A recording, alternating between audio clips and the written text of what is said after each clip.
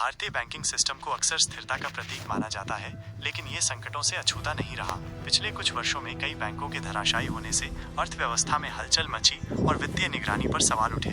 आइए पिछले 2 दशकों में भारत के 4 प्रमुख बैंक विफलताओं की कहानियों पर नजर डालें और देखें कि नियामक, विशेष रूप से भारतीय रिजर्व बैंक, ने इन संकटों को कैसे संभाला। सबसे पहले बात करते हैं Punjab and Maharashtra cooperative bank यानी पीएमसी बैंक की, जो 2019 में टूट गया। पीएमसी का पतन बड़े पैमाने पर धोखाधड़ी से शुरू हुआ, जिसमें नकली खाते और छिपे हुए ऋण शामिल थे। बैंक ने अपनी 70% से अधिक राशि एक ही रियल एस्टेट समूह HDIL को उधार दी थी, जो डिफॉल्ट कर गया। इससे नकदी संकट पैदा हुआ और जमाकर्ता अपने पैसे नहीं निकाल सके। आरबीआई ने तुरंत कार्रवाई की, निकासी पर पाबंदी लगाई और लेन देन को फ्रीज कर दिया। फोरेंसिक ऑडिट ने गवर्नेंस की खामियों को उजागर किया। बाद में आरबीआई ने जमाकर्ताओं को बचाने के लिए पीएमसी का यूनिटी स्मॉल फाइनेंस बैंक के साथ विलय करवाया। यह घटना सहकारी बैंकों में केंद्रित उधार और ढीली निगरानी के जोखिमों को दर्शाती है। अगला है यस बैंक, एक चर्चित निजी बैंक जो 2020 में गर्त में चला गया। यस बैंक की मुश्किलें जोखिम भरे क्षेत्रों में आक्रामक उधार के बाद खराब ऋणों के ढेर से शुरू हुई। 2019 तक इसके गैर निष्पादित परिसंपत्तियां आसमान छूने लगी और ये पूंजी जुटाने में नाकाम रहा। जमाकर्ताओं में दहशत फैली और उन्होंने बड़े पैमाने पर पैसे निकाले।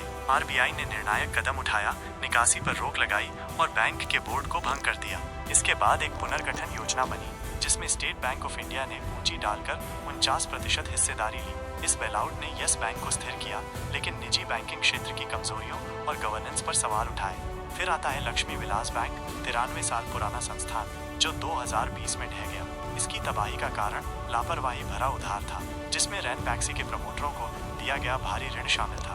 वर्षों की कुप्रबंधन और बढ़ते घाटे ने इसकी पूंजी को खत्म कर दिया। जब जमाकर्ताओं ने पैसे निकालने शुरू किए, बैंक टिक नहीं सका। आरबीआई ने निकासी पर सीमा लगाई और बैंक को मॉरेटोरियम में डाला। पूरी तरह ढहने से बचाने के लिए इसे डीबीएस बैंक इंडिया के साथ मिला दिया गया। इससे जमाकर्ता बच गए, लेकिन शेयर धारकों का सफाया हो गया। अंत में बैंक ऑफ इंडिया, जो 2000 के दशक की शुरुआत में भारी तनाव में था, गैर निष्पादित ऋणों और अक्षमताओं के बोझ तले ये विफलता के कगार पर था। सरकार और आरबीआई ने पूंजीकरण योजना के साथ हस्तक्षेप किया, जिससे इसकी बैलेंस शीट मजबूत हुई। ऋण निगरानी और जोखिम प्रबंधन में सुधार हुए। ये बैंक ऑफ इंडिया को वापस लाया, लेकिन ये सार्वजनिक क्षेत्र के बैंकों की कमजोरियों की याद दिलाता है। ये पतन सामान्य समस्याएं दिखाते हैं, खराब उधार प्रथाएं, अपर्याप्त निगरानी और देर से कार्रवाई। फिर भी आरबीआई की संकट प्रबंधन क्षमता, जैसे मॉरेटोरियम और विलय, ने मजबूती दिखाई। भारतीय बैंकिंग सिस्टम भले ही मजबूत हुआ हो, लेकिन ये मामले बताते हैं कि सतर्कता और पारदर्शिता जरूरी है।